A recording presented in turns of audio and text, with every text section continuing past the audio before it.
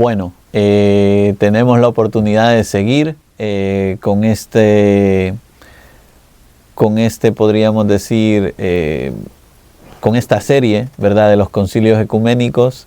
Y qué bueno es que nosotros hemos tenido el tiempo para pararnos y revisar los concilios ecuménicos y la historia de la Iglesia, ¿no?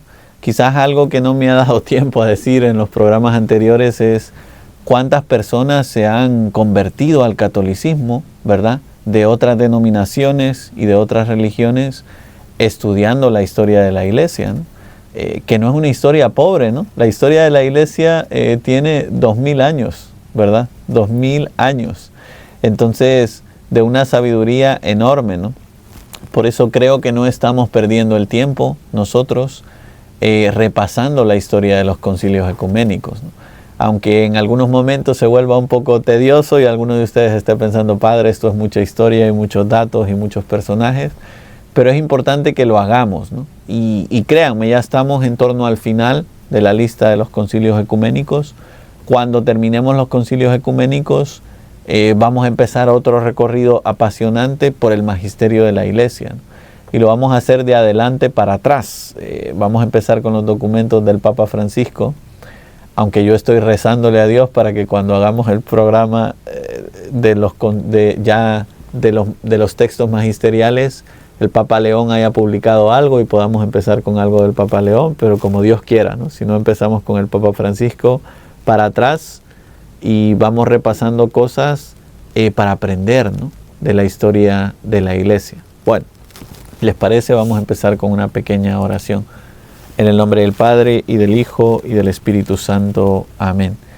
Le pedimos al Señor hoy que abra nuestros corazones y nuestras mentes para profundizar en el segundo concilio de Lyon y que nos ayude a entender cómo Dios ha llevado los hilos de la historia de la Iglesia para cuidarnos y protegernos en medio de los peligros. Pedimos todo esto rezando la oración que Jesús nos enseñó. Padre nuestro que estás en el cielo, santificado sea tu nombre. Venga a nosotros tu reino. Hágase tu voluntad en la tierra como en el cielo. Danos hoy nuestro pan de cada día. Perdona nuestras ofensas, como también nosotros perdonamos a los que nos ofenden. No nos dejes caer en tentación y líbranos del mal. Amén. En el nombre del Padre, y del Hijo, y del Espíritu Santo. Amén. Bueno, creo que no hace falta que vuelva a repetir algunas cosas de las que ya hablábamos en el programa anterior, pero es importante recordar que el Papa está teniendo conflictos con el emperador y tiene que refugiarse en la ciudad de Lyon, en Francia, al sur de Francia, y este es el contexto de los concilios de Lyon. Concilios ya occidentales, en los que participan en su mayoría obispos occidentales, pero que tienen en cuenta la Iglesia oriental, ¿no? Y en este segundo concilio de Lyon, este va a ser, podríamos decir, el tema principal. El tema principal va a ser intentar resolver el cisma de Oriente, ¿no?, del año 1054, ¿no? El cisma de Oriente del año 1054. Déjenme hacer un resumen del cisma de Oriente en el año 1054 y seguimos adelante con el concilio. Perdón, a veces hace falta pararse y explicar alguna cosa para entender todo lo demás, ¿no? Pero el cisma de Oriente en el año 1154, en el año 1054, es muy interesante porque es la primera gran división de la Iglesia, ¿no? La Iglesia se divide en dos. La Iglesia se divide en dos, pero podríamos decir, guardan las dos ramas, las primeras dos ramas de la Iglesia guardan lo que llamamos la sucesión apostólica, ¿no? ¿Qué es la sucesión apostólica? Que Jesús ordenó sacerdote a los apóstoles. Y los apóstoles ordenaron sacerdote a sus sucesores, los obispos. Y los obispos ordenan sacerdotes. Esto es la sucesión apostólica. Que cuando la ordenación sacerdotal de alguien o la consagración episcopal de alguien viene directamente de un obispo, que fue ordenado directamente por un apóstol, que fue ordenado directamente por Jesús, esa ordenación es válida y todos los sacramentos que se celebran también. Esto es un tema apasionante porque no en todas las divisiones de la iglesia hay sucesión apostólica, ¿verdad? Por tanto, los sacramentos que celebran algunos protestantes no son válidos, ¿verdad? Otros sí, ¿no? Como lo sabemos, pero otros no. Entonces es bien interesante que, volviendo para atrás en esta primera división del Cisma de Oriente del año 1054, se conserva la sucesión apostólica, porque todos esos obispos han sido ordenados por otros obispos que han sido ordenados por los apóstoles, de los cuales les viene la ordenación directamente de nuestro Señor Jesucristo. Por eso podemos decir que la Iglesia Católica y la Iglesia Ortodoxa somos diferentes, somos muy diferentes en algunas cosas, pero somos muy parecidos en otra cosa, ¿no? Y los dos tenemos la sucesión apostólica, ¿no? Nuestros sacramentos son válidos, aunque luego haya una división, ¿no? Apuntamos esto desde los primeros programas, ¿no? Ya en la división del Imperio Romano y ahora del Sacro Imperio Romano Germánico, ¿verdad? Se ve lo que es el Imperio Occidental y lo que es el Imperio Oriental. Son dos culturas diferentes, dos idiomas diferentes, dos modos de creer diferentes y podríamos decir hasta liturgias y ritos diferentes. Eso que al principio funciona de manera orgánica en la iglesia, ¿verdad? Porque no hay ningún problema, cada uno puede dar culto a Dios en la lengua o en el rito o en el idioma que quiera, ¿verdad? Después se va a convertir en un problema en la historia de la iglesia, ¿no? En un problema político y en un problema doctrinal. Esto es lo que va a llevar al primer cisma de Oriente en el año 1054. Y es bien importante esto porque es la primera ruptura de la iglesia, salvaguardando la sucesión apostólica, pero ya una ruptura fuerte, ¿no? Tanto es así que a día de hoy sabemos que hay algunas iglesias católicas de rito ortodoxo, ¿no? O de rito oriental.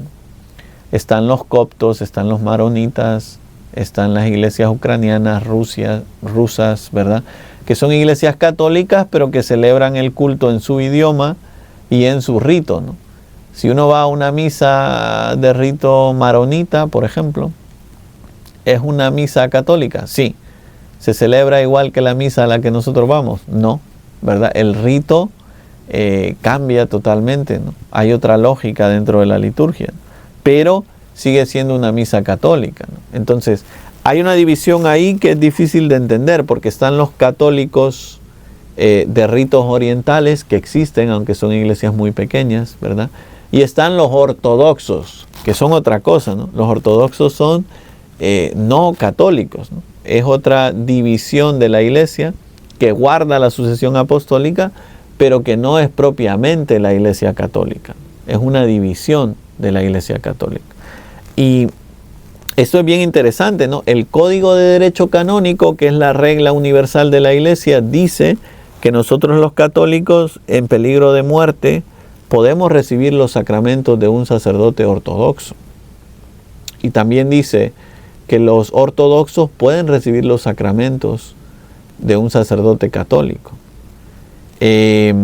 Porque reconocemos que sus sacramentos son válidos, como esperamos que ellos reconozcan que nuestros sacramentos son válidos, aunque no es así, ¿no?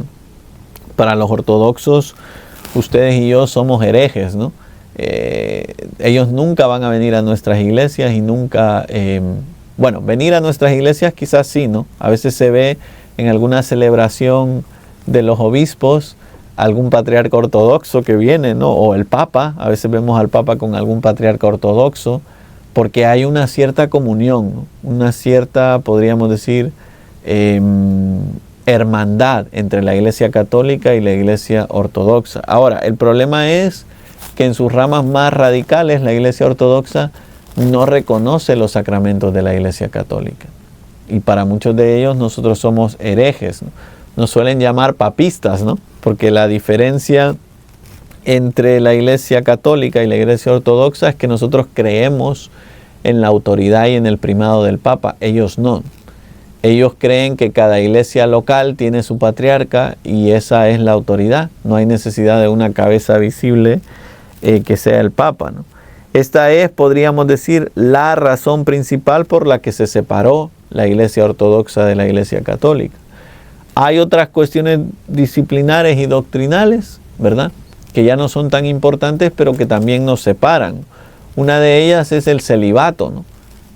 Los sacerdotes ortodoxos y los sacerdotes católicos de ritos orientales, algunos de ellos están casados y tienen una familia, porque el celibato no es una disciplina para ordenarse sacerdote en las iglesias orientales. Sí lo es en la Iglesia Católica, y hablamos de esto ya en los programas anteriores, ¿no? Desde el concilio de Elvira, que es uno de los concilios de los primeros siglos, siempre ha sido una disciplina dentro de la Iglesia romana, dentro de la Iglesia occidental, el tema del celibato. Bueno, y así con más cosas, ¿no? Hay más cosas que nos distinguen entre la Iglesia ortodoxa y la Iglesia católica. Pero es importante saber que aunque hay una distinción grande, también hay una unidad grande, ¿no? Es tan bonito ver cuando el Papa celebra una misa en San Pedro y está el patriarca de algún lugar, o alguna reunión entre el patriarca y el Papa, ¿no? Porque hay una comunión grande, ¿no? Podríamos decir que los patriarcas y los papas es como si se unieran los apóstoles, ¿no? Son ellos los sucesores de los apóstoles junto con los obispos, ¿no? Incluso en algunas celebraciones, ¿no?, aquí en Washington D.C. o aquí en la diócesis de Arlington, a veces aparece algún representante de la Iglesia Ortodoxa o de la Iglesia Oriental dentro de nuestras celebraciones, porque hay una comunión fuerte, una hermandad grande entre una iglesia y la otra. Bueno, hablemos en concreto del Segundo Concilio de Lyon. Centrémonos en el Segundo Concilio de Lyon, hablemos de él un poquito y veamos qué nos dijo, ¿no? El Segundo Concilio de Lyon empezó el 7 de mayo y terminó el 17 de julio de 1274. Empezó el 7 de mayo y terminó el 17 de julio de 1274. Y se celebró, como había sido el primer concilio de Lyon, en la Catedral de San Juan Bautista en Lyon, en Francia, al sur de Francia. Bueno, creo que en el primer video ya hice un poco el contexto de qué era Lyon, la ciudad de Lyon, dónde estaba y la importancia, ¿no?, en el Reino de Francia y en la Iglesia Universal. Hablemos del contexto de este Segundo Concilio de Lyon. El Papa de la época, el que había sido elegido, es Gregorio X, ¿verdad? Gregorio X, que fue elegido en el año 1271, después de un larguísimo cónclave, que estaba decidido a hacer una gran reforma de la iglesia y a recuperar la Tierra Santa, ¿no? Pensémoslo por un momento. Gregorio X fue elegido papa después de un larguísimo cónclave. Los cónclaves largos son muy peligrosos, ¿no?, porque un cónclave largo significa que el colegio de cardenales está muy dividido, ¿no?, que hay muchos candidatos, que cada uno vota a sus candidatos, ¿no? Y entonces un cónclave largo puede tener la consecuencia de terminar con una iglesia muy dividida. Por eso ha sido tan bonita la elección del Santo Padre, el Papa León, que aunque en los medios de comunicación social salían los periodistas diciendo que la iglesia estaba dividida, que iba a ser un cónclave largo, como con el Papa Gregorio X, no fue así, ¿verdad? Se vio claramente la unidad de la iglesia y a quien había elegido el Espíritu Santo para ser papa, en que al Santo Padre lo eligieron relativamente rápido, no fue un cónclave largo, ¿verdad? Y eso es un síntoma de la unión de criterios que había entre los cardenales cuando entraron a este último cónclave. Bueno, no fue el caso en el cónclave que eligió al Papa Gregorio X en el año 1271. Este Papa estaba decidido a impulsar una gran reforma de la iglesia, ¿verdad? Vamos a ver que la impulsó con mucha fuerza este Papa, ¿verdad? Y a recuperar la Tierra Santa, ¿no? Ya hablábamos de esto en los programas anteriores, la importancia de la Tierra Santa que tienen los lugares santos donde los cristianos han peregrinado, ¿no? Este Papa Gregorio X tenía la gran preocupación de recuperar la Tierra Santa en la medida de lo posible. Bueno, aquí la ciudad de Acre, el último gran bastión cruzado en Oriente, está amenazada por los mamelucos, ¿no? Bueno, los mamelucos son una raza dentro de los árabes que son musulmanes, ¿no? Bueno, podríamos decir que los musulmanes se han ido adueñando de toda la parte oriental del imperio. Pensémoslo por un momento, nos volvamos hacia atrás. Decíamos que el imperio romano tenía una parte occidental y una parte oriental, ¿no? La parte occidental tenía como capital a Roma, la parte oriental tenía como capital a Constantinopla, ¿no? Bueno, ahora el poder de este imperio se ha centrado todo en Occidente, ¿no? Lo que estamos llamando ustedes y yo el Sacro Imperio Romano Germánico. Claro, cuando todo se centra en Occidente y en los países occidentales, los países orientales caen en, podríamos decir, desprestigio, ya no se les pone tanta atención.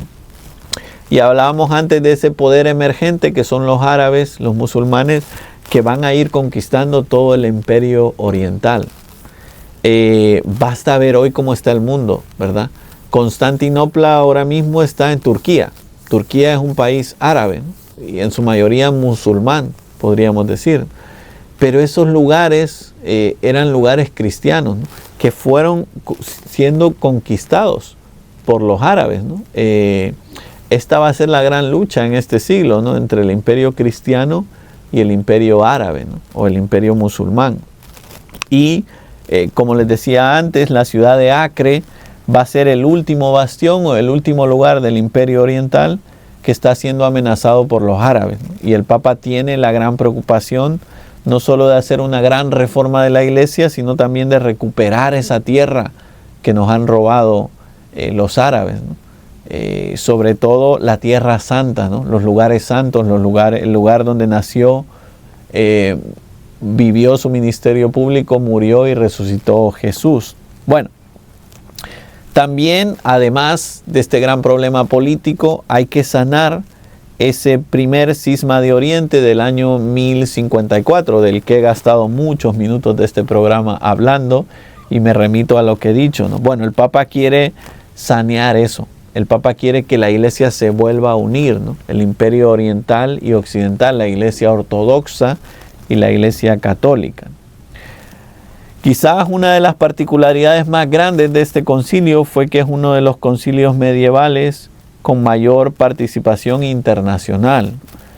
Asistieron más de 500 obispos y alrededor de 1000 prelados, el emperador bizantino, reyes, embajadores y delegados de las órdenes religiosas, ¿no?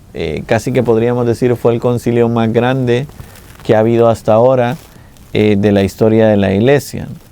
Es un gran intento por volver a unir la iglesia, podríamos decir.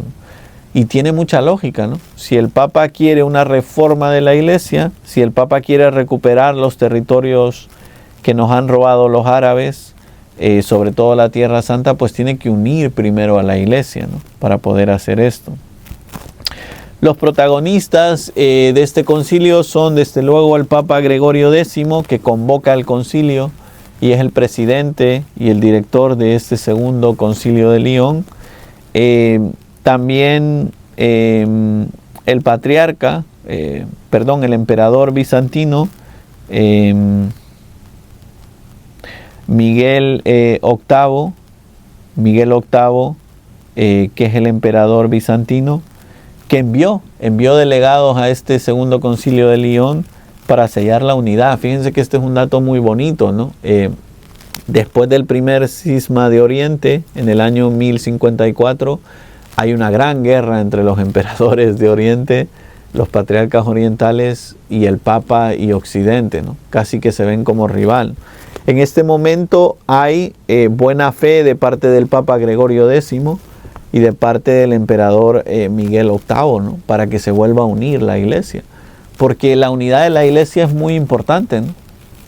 Puede parecer ahora con el papado del Papa León que esto de la unidad de la iglesia es algo nuevo. No, es algo que ha estado en tensión desde los primeros siglos, ¿no? Siempre la iglesia tiene la tentación de dividirse porque el demonio divide. Al demonio le encanta que estemos divididos, peleados y enemistados entre nosotros, ¿no? Pero en este momento hay como una pequeña luz.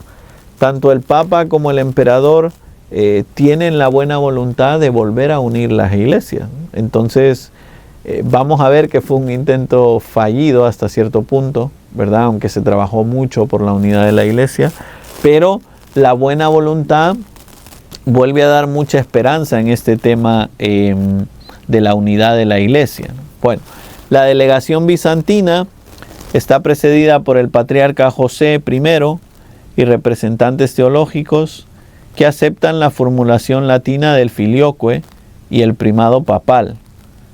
Bueno, estos son los temas que hacen que suceda el primer cisma de Oriente, ¿no? Primero, el filioque.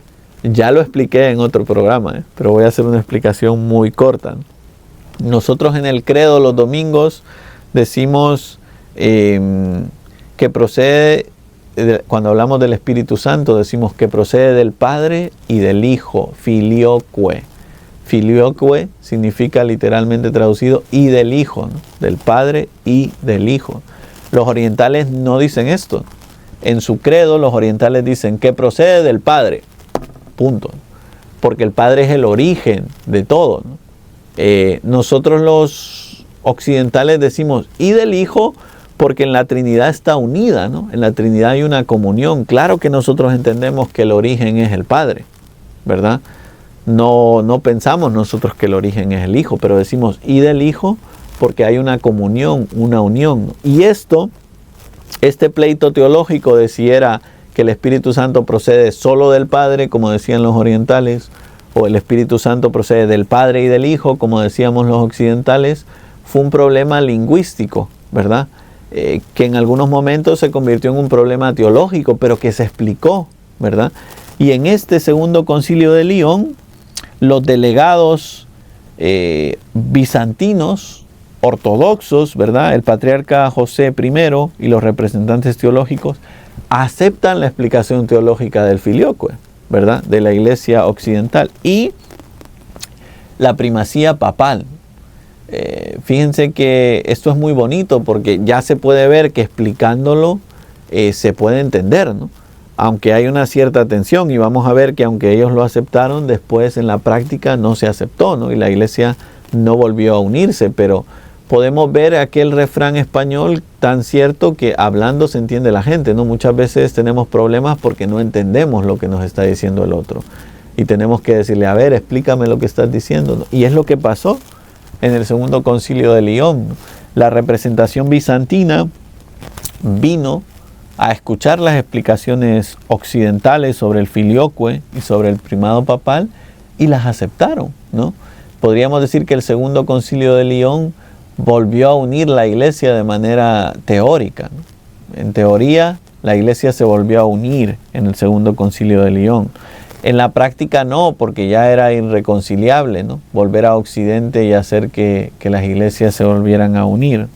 Podríamos decir que hasta cierto punto era demasiado tarde. Habíamos estado ya mucho tiempo separados, la iglesia oriental y la iglesia católica. Por eso creo que no es artificial decir que hay una cierta unión o comunión entre la iglesia católica y la iglesia ortodoxa, ¿no? Hasta el día de hoy, ¿no? Y por eso nunca lo hemos entendido como dos iglesias diferentes, ¿no?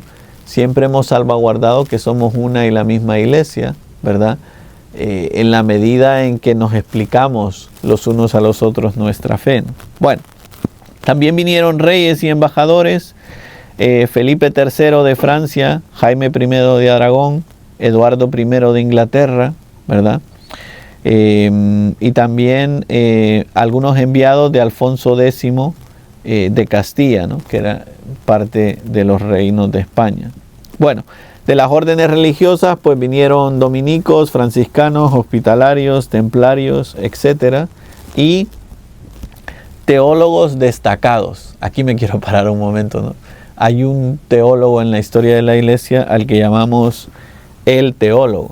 Si ustedes me preguntan por mis preferencias teológicas, yo no soy muy de la escuela dominica en mis preferencias teológicas, ¿no? Suelo tirar más por los teólogos jesuitas, ¿no? Por ese amor desordenado que tengo a San Ignacio de Loyola. Pero hay que decir que los teólogos más grandes de la historia de la iglesia han sido dominicos, ¿verdad? Y eso hasta alguien que no está del todo de acuerdo con ellos, como yo, lo acepta, ¿no? Los teólogos más grandes en la historia de la iglesia han sido dominicos. Y el teólogo más grande de la historia de la iglesia ha sido y es Santo Tomás de Aquino. Lo dicen muchos documentos magisteriales de la iglesia, ¿verdad? Y es verdad, es verdad.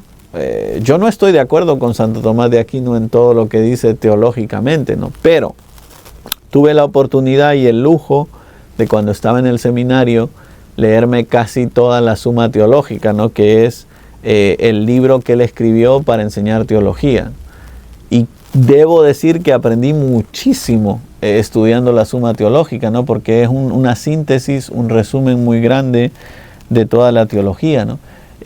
Perdón que me desvíe un poquito, ¿no? Pero creo que Tomás de Aquino nunca le daremos el mérito que se merece en la historia de la iglesia, ¿no? Porque Tomás de Aquino no solo escribió la Suma Teológica, que es un tratado de teología enorme, sino que escribió muchísimos libros, ¿no? Sobre la fe, y fue maestro de maestros en la historia de la teología. Y hasta el día de hoy vivimos citando a Santo Tomás de Aquino en todo lo que hacemos, ¿no? Sin ir más lejos, la fiesta del Corpus Christi, los himnos eucarísticos que tenemos, los escribió Santo Tomás de Aquino. Para que nos hagamos una idea, el Tantum Ergo y todos estos himnos eucarísticos que tenemos. Pero Tomás de Aquino en este momento va a ser uno de los delegados teológicos del Segundo Concilio de Lyon. Cuenta la leyenda o la historia que Santo Tomás de Aquino se murió de camino al Segundo Concilio de Lyon. Tomás de Aquino en este momento, Tomás de Aquino era italiano, ¿no? Pero en este momento enseñaba teología en la Universidad de París, ¿no? En la Sorbona, que durante mucho tiempo fue la universidad más prestigiosa en la cristiandad, ¿verdad? Ignacio de Loyola estudió ahí, San Francisco Javier también, y muchos santos pasaron por la Sorbona. Bueno, pues Santo Tomás de Aquino enseñaba teología en París, ¿verdad? Y lo nombraron legado teológico en el Segundo Concilio de Lyon. Para allá iba Santo Tomás de Aquino cuando se murió. No llegó a participar del Segundo Concilio de Lyon, pero estaba convocado en este viaje, ¿no? Fue una ausencia muy sentida, ¿no? Todos en el concilio estaban esperando la palabra y la opinión de Santo Tomás de Aquino, que no pudo participar de este concilio.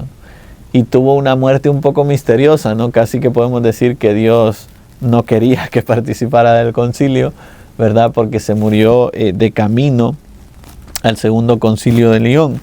Déjenme terminar para no perder el tiempo más con este tema. No lo estamos perdiendo porque Santo Tomás de Aquino es el gran teólogo de la historia de la iglesia, pero yo creo que para hacerle justicia tendría que haber hecho un programa de él, ¿no? Pero como no es el tema que nos ocupa, perdón, Santo Tomás de Aquino. Ya le pediremos a la China, si no lo ha hecho, en Santos en Entrenamiento, que haga un programa sobre Santo Tomás de Aquino. Y si ya lo hizo, quizás lo que podemos poner es ponerlo entre los comentarios o en la descripción de este video, para que los que estén interesados aprendan más sobre la vida de Santo Tomás de Aquino. Pero lo más impresionante de la vida de Tomás de Aquino es que al final de su vida, Santo Tomás de Aquino tuvo como una revelación de Dios, como una visión de Dios. Y se quedó tan impresionado haciendo oración en la capilla, tuvo como una especie de éxtasis, y se quedó tan impresionado que dijo que todo lo que había escrito sobre Dios era basura, ¿no? Comparado con lo que de verdad era Dios. Porque es verdad, ¿no? Nosotros intentamos explicar las cosas de manera teológica o con nuestras palabras magisterialmente como podemos, pero Dios es mucho más que lo que nosotros nos podemos imaginar. Y Santo Tomás de Aquino, después de haber tenido esa visión, intentó quemar todos sus escritos, ¿no? La Suma Teológica.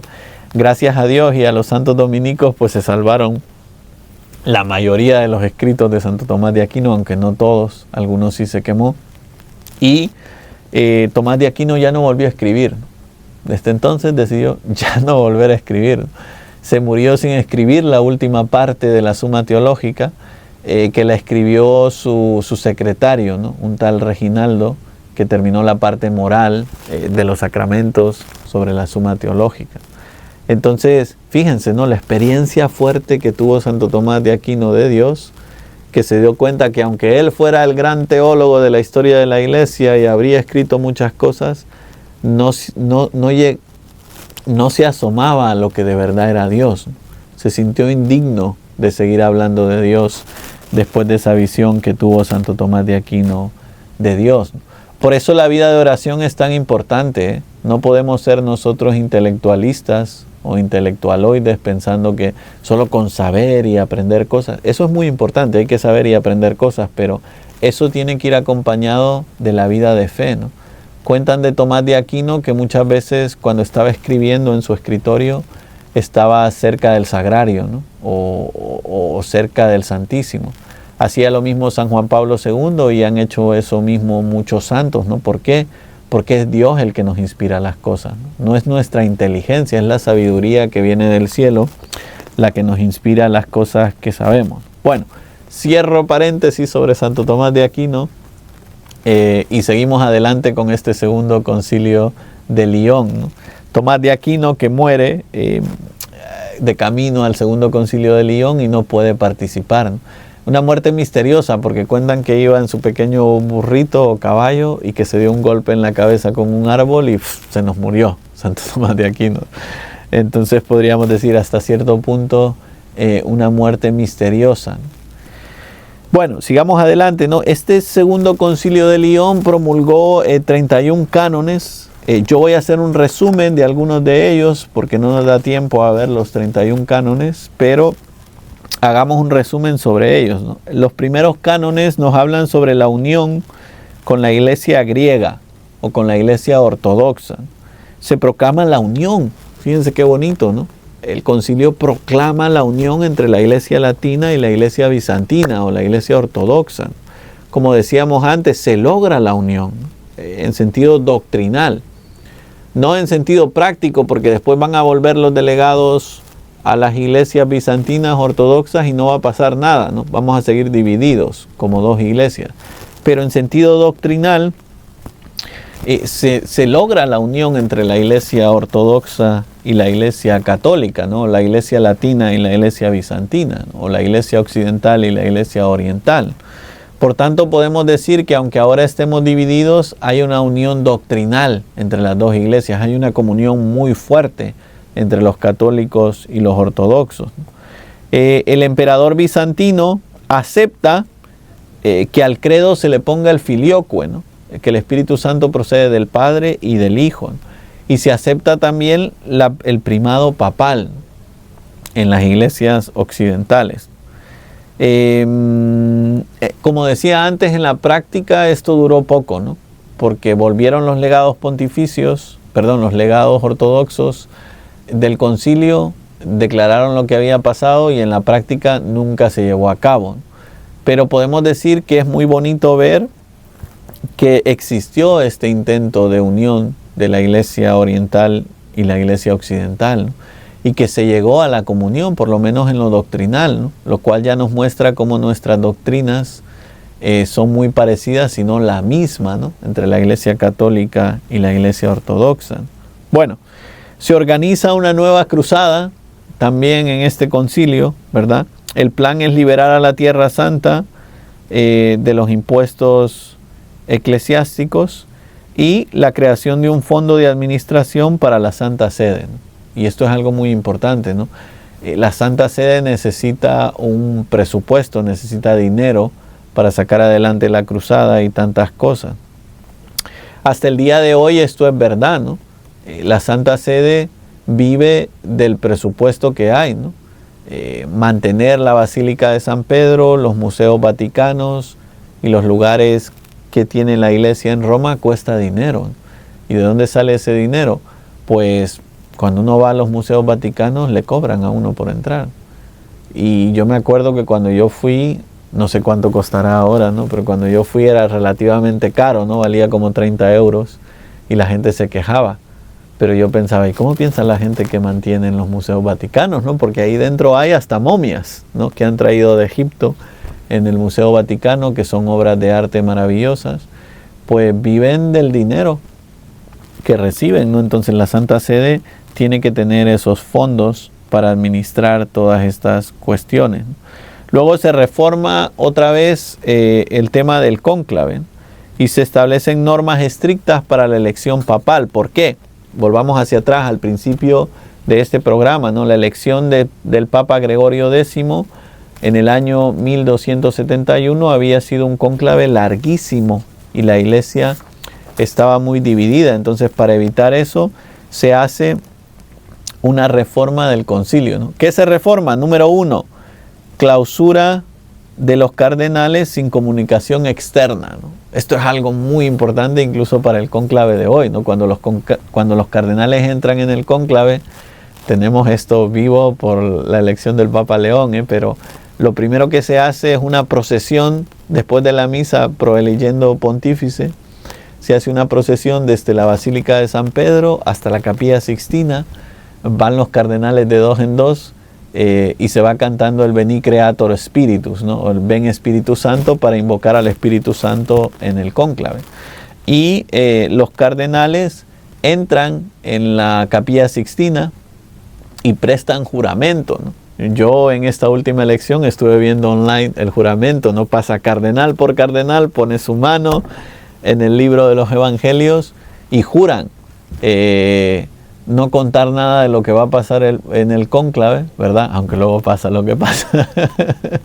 Y lo juran por el evangelio que tienen en la mano. Es un juramento en latín, pero es lo que dicen, ¿no? Lo juro por el evangelio que tengo en mi mano. Y van pasando uno por uno a hacer ese juramento los cardenales electores. ¿Por qué? Porque al final de esa procesión, cuando ya se va a empezar primero la charla espiritual que se suele tener y después las elecciones papales, el maestro de ceremonias echa de la Capilla Sixtina a todos los que no son cardenales. Y dice unas palabras que son bien interesantes. Antes de cerrar la puerta dice extra omnes, ¿no? Que se traduce en español como fuera todos, ¿no? Fuera todos los que no son cardenales y los que no van a elegir al Papa, porque en ese momento se cierra el cónclave al mundo, ¿no? Hay clausura en el cónclave. Ya nadie de los que están dentro pueden salir, ni nadie de los que están fuera pueden entrar. También en sentido teológico, ¿no? Tecnológico, ¿no? Es decir, los cardenales en esos días no están usando su celular ni preguntándole a nadie. Es como un retiro espiritual el cónclave, ¿no? Están ahí dentro encerrados para elegir al Papa. Después también, y esto sigue en vigor, aunque no nos lo creamos, hay una restricción de alimentos progresivamente para acelerar el proceso, ¿verdad? Entonces, los primeros días se come muy bien en el cónclave, ¿no? Yo oía al cardenal Dolan contando en una entrevista que el segundo día del cónclave él estaba desayunando y le tocó en la mesa con el Papa León. Y dice que él le dijo, oye, ven para acá, siéntate conmigo, cuéntame quién eres, porque dicen que tú vas a ser Papa y yo no te conozco, ¿no? Y el Papa León estuvo hablando con él y el cardenal Dolan cuenta el desayuno tan rico que se estaban comiendo, ¿no? Bueno, cuando el cónclave empieza a alargarse, y esto es algo muy bonito, ¿verdad? Se empieza a bajar el nivel de la comida, ¿no? Para que los cardenales entiendan que los cónclaves no pueden alargarse. En este cónclave no nos pasó, ¿no? ¿Se acuerdan que el Papa lo eligieron, a ver si yo me acuerdo bien, un jueves? Si no lo hubieran elegido ese jueves y hubieran seguido votando el viernes y el sábado y no lo hubieran elegido, el domingo se hubieran tomado un descanso. No hubieran habido votaciones y hubiera habido un día de retiro espiritual para reflexionar y para entender que hay que dar, algunos cardenales tienen que dar su brazo a torcer para que salga elegido el Papa. Entonces, Estas medidas pueden parecer un poco estrictas y un poco rigurosas, pero son importantes, ¿no?, en el cónclave. Y normas para evitar la presión política, ¿no?, que hasta el día de hoy sigue vigente. Ustedes vieron YouTube o las noticias durante el cónclave, vieron las listas de papables, ¿verdad? Eso se llama presión política, ¿verdad? Porque ¿quién nos dice que es verdad que esos cardenales eran papables? Pues el mundo. Y esa es la presión política del mundo, que queremos este cardenal que es de África, o queremos este cardenal que es asiático, o queremos este cardenal que es africano, ¿no?, o queremos este cardenal que... No, o sea, no debe haber presión política en los cónclaves, y tenemos que creer en la dimensión espiritual, ¿no? Es Dios, es el Espíritu Santo por medio de los cardenales que se manifiesta en la elección papal. Bueno, también hay algunos cánones sobre la disciplina eclesiástica, ¿no?, sobre todo las normas de la vida de los obispos y los clérigos. Ya hemos visto que esto va siendo un tema recurrente, ¿no? Se empieza a hacer normas disciplinarias sobre cómo deben vivir los obispos y los sacerdotes, ¿no? Porque los obispos y los sacerdotes tenemos que ser ejemplo de vida moral, ¿no?, aunque a veces por desgracia no lo somos, pero tenemos que ser ejemplo de vida moral entre los cristianos, ¿no? Por eso hay unas normas de cómo viven los obispos y cómo vivimos los sacerdotes. Además, hay una regularización de los beneficios y prohibición de acumulaciones indebidas entre los sacerdotes y los obispos. Se dice, si tienes mucho dinero, pues dáselo a los pobres, ¿no?, o dáselo a alguien más, ¿no?, que no vayas acumulando dinero y posesiones materiales, tanto los obispos como los sacerdotes, ¿no? Y esto es algo continuo, ¿eh? Yo puedo hablar en primera persona de que a nosotros los sacerdotes ustedes nos regalan un montón de cosas, ¿no? Yo para mi cumpleaños, bendito sea Dios, me regalan un montón de cosas, pero no me puedo quedar con todo, ¿no?, porque yo no necesito 40 pares de zapatos, ¿no?, solo necesito 2 o solo necesito 3.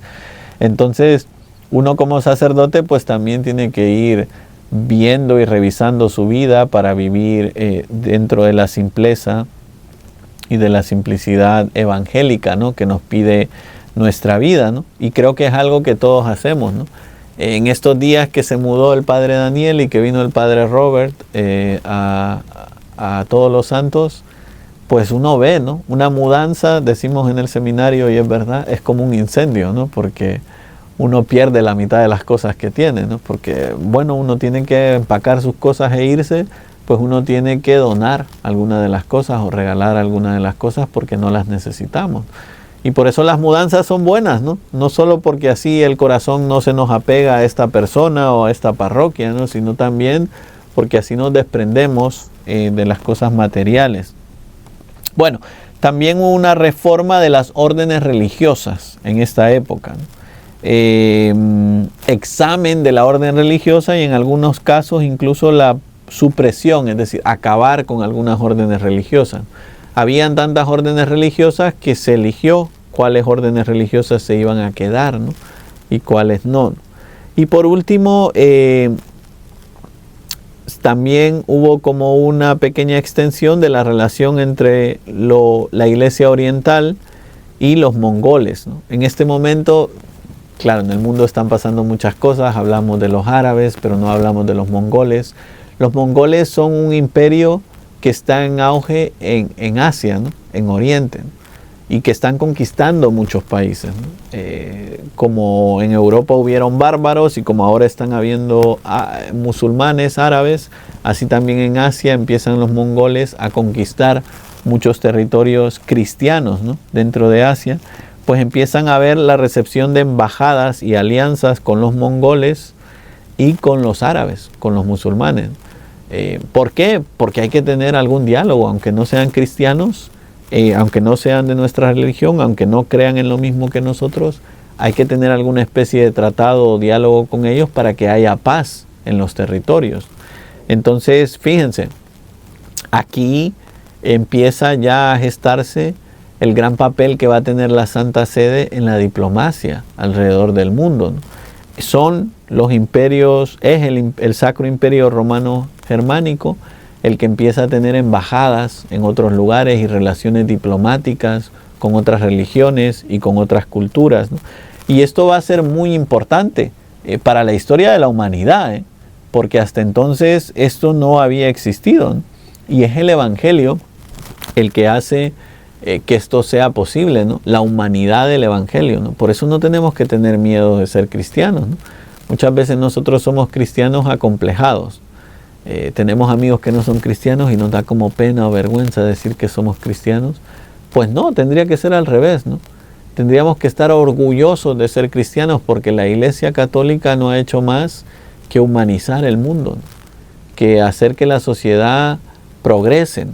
Que hacer que la sociedad pueda tener paz, pueda tener diplomacia, pueda tener diálogo, alianzas entre país y cultura y cultura, ¿no? Esto lo hace el cristianismo, ¿no? Que es capaz de amar al prójimo, incluso aunque no sea igual que nosotros, ¿no? Incluso aunque no piense lo mismo que nosotros, e incluso aunque no crea lo mismo que nosotros. Por eso es muy importante que nosotros amemos nuestra fe y estemos orgullosos de ser cristianos. Bueno, déjenme hacer un resumen y terminamos este programa, ¿no? Pero es bien interesante ver cómo este segundo concilio de Lyon fue el intento más serio de la Edad Media para lograr, número uno, la unidad de la Iglesia, ¿verdad? Vemos cómo a un nivel teórico sí se une la Iglesia Católica con la Iglesia Ortodoxa, ¿verdad? Aunque después en la práctica eso no sucede. Y también reorganiza un poco la elección papal, como decíamos, y empieza los diálogos con otras religiones y con otras culturas alrededor del mundo. Por eso, fíjense, creo que ha valido la pena hacer este recorrido sobre los concilios de Lyon, que ya nos marcan algunas cosas que están pasando en la historia de la Iglesia. Número uno, el Papa ya no está viviendo en Roma, ¿verdad? Vamos a ver que esto va a ser un problema más adelante, pero ahora mismo es una necesidad, ¿no? El Papa no puede vivir en Roma porque lo van a secuestrar, porque se van a quedar con los estados pontificios, ¿no? Número dos, empieza a haber una cierta comunión con las iglesias ortodoxas o con las iglesias orientales, que es algo que necesitábamos en la historia de la Iglesia. Número tres, empieza a haber diálogo con otras religiones o con otras culturas que están alrededor, como son los árabes, los musulmanes, como son los mongoles, ¿no? Y como son otras sociedades que están empezando a aparecer en la historia de la Iglesia. Y número tres, pues se hacen algunas reformas al cónclave y a la vida de los sacerdotes para que los sacerdotes vivan mejor, para que los obispos vivan mejor, para que sean ejemplos de fe, y el cónclave para que los cónclaves no sean tan largos y la Iglesia no esté dividida, ¿no? Entonces, qué bonito haber podido repasar con ustedes estos dos concilios de Lyon que nos recuerdan cómo la Iglesia es universal, ¿no? ¿Por qué? Porque es la primera vez en la historia de la Iglesia que un concilio occidental ya no es en Roma, ¿no? Pasa a ser por primera vez en otro país, que es Francia, y vamos a ver que más adelante van a haber concilios en otros lugares, pero ya no quiero adelantarles lo que vamos a ver en los siguientes programas, ¿no? Así que vamos a terminar con una pequeña oración y le vamos a pedir al Señor que nos ayude a seguir haciendo este recorrido por los concilios, aprendiendo. Espero que estemos sacando mucho provecho de los errores que han habido en la historia de la Iglesia y aprendiendo para no repetirlos en este tiempo, ¿no? Bueno, pidámosle al Señor esto en el nombre del Padre y del Hijo y del Espíritu Santo. Amén. Le pedimos al Señor, por intercesión de la Virgen María, que nos ayude en este recorrido por los concilios a seguir aprendiendo y a seguir recopilando errores en la historia de la Iglesia para no repetirlos y para cuidar de nuestra Madre la Iglesia y de nuestra fe. Pedimos todo esto por intercesión de la Virgen María. Dios te salve María, llena eres de gracia, el Señor es contigo. Bendita tú eres entre todas las mujeres y bendito es el fruto de tu vientre Jesús. Santa María, Madre de Dios, ruega por nosotros pecadores, ahora y en la hora de nuestra muerte. Amén. Santa María de Guadalupe, ruega por nosotros. En el nombre del Padre, y del Hijo, y del Espíritu Santo. Amén.